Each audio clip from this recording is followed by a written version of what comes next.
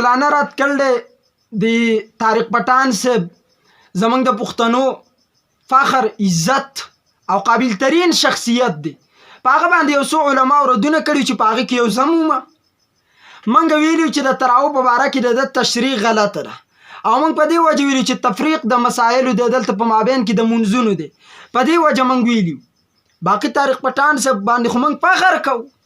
طارق پټان صاحب خو زمونږ فخر دی. کم سړی وایي چې موږ په بیان ورکړل دی. ګوره مولانا تا اول یو کلیپ کړی چې په بغداد کې په یو مسواک مناظره وه او بغداد فتح شو نو تا علما ذموار سنبالول. ما داسې جواب درکړه چې ستا مخ مې پیوشتو. د چا پلار دی جواب وکي چې په بغداد باندې فتح وشوه د کفارو او په بغداد کې په مسواک مناظره وه. نو مولانا عوام چرته ناستو؟ د دغه زګین مجاهدین چرته وو؟ د دغه زګین مدافعین چرته وو؟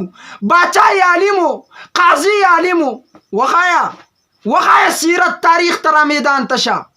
دویم نمبر اکبر باچا خو تی سمه خړوبه جوړه کړې وه، سمه بوتاوه وه. بوتاوه پیژنئ؟ زمونږ علاقې غرایزې دي، منګه شوتل، بوس او وړه بوره ورته وایي، د وړو بورای دا را یو ځای کړو. په دې کې نور بوټي مو اچو او په دې کې ورته پیړه وایي هغه مو اچو. دا ټول یو ځای کړو. دې ته بیا موږ بوتاوه وایي. بوتاوه او غویانو ته ږدو. اکبر باچا خو د دین نه بوتاوه جوړه کړې وه. یهودیم ټیک دی، نصرانیم ټیک دی، عیسایم ټیک دی، مجوسیم ټیک دی، دهریم ټیک دی. دا ټولې فرقې چې څومره دي، معتزلي، کرامیه، خارجي، اهل سنت والجماعت، دا ټول شیعه، دا ټول هم ټیک دي. دا ټولو نه بوتاوه جوړه کړې وه. په هغه باندې چې فتح وشوه دا هم د مولیانو د لاسه وه.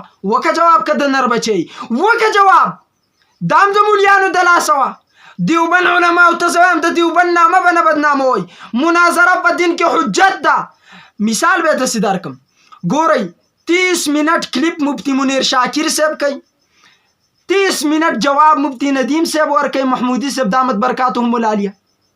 غوږ شه په 10 ورځې مسلسل 30 منٹ کلیپ منیر شاکر کوي او 30 منٹ جواب 10 ورځې مسلسل مفتی ندیم صاحب ورکوي. 100 घंटे جوړې شوې، 100 घंटे جوړې شوې، 10 घंटे 10 घंटे مناظره روانه په فیسبوک. دې تر چا پلارم فساد نه وای.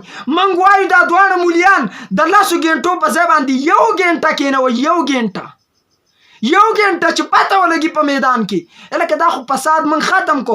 د 10 घंटो فساد هم راوسته 1 घंटे ته.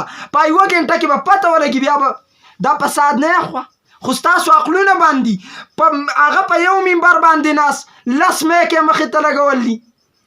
په یو منبر ناس 10 میکې مخې ته لګول دي او 10 منټه کلیپ کوي.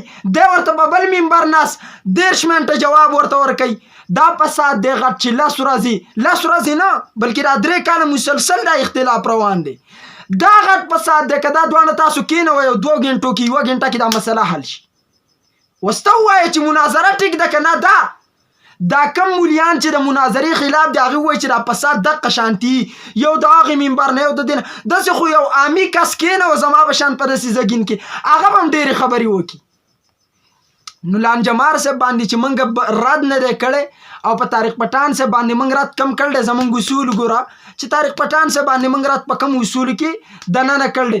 باقي د طارق پټان صاحب قابلیت د هغه دنه چې کومه انرژي د دین د پاره ده د هغه قابلیت د هغې موږ خلاف نیو. موږ وایو ټیک دی سړی. او لانجمار چې کومه خبره کړله تر هغه کلیپ هم وګوره. هغه د ټول ډیټیل را ایستی دی درته ویل دی. او د منیر شاکر مثال د عامو مولیانو په شان نه دی. طارق پټان صاحب د عامو مولیانو په باب کې راغلی. منیر شاکر صاحب د عامو مولیانو په شان نه دی. دا خبره زه سپینه صفا کوم. منیر شاکر صاحب د دین د کمې طبقې نه انکار ونه کو، د کمې نه انکار ونه کو، د څومره نه انکار وکړو. اهل حدیثو د دومره نه انکار نه دی کړی، بریل نه دی کړی، پنجپیر نه دی کړی، دیوبند والاو نه دی کړی.